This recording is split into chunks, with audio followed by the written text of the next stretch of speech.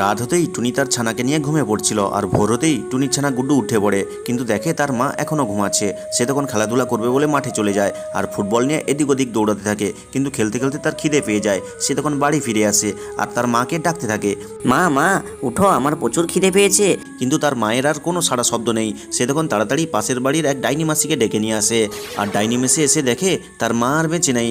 সে তখন গুড্ডুকে বলে, আরে তোর মা তো এই জগতে আর নেই, তোর মা তোকে ছেড়ে চলে গেছে। তোর মা এখন একটা শর্তে এখানে আবার বেঁচে ফিরতে পারে, যদি সকলে ভিডিওটি লাইক করে আর চ্যানেলটি সাবস্ক্রাইব করে।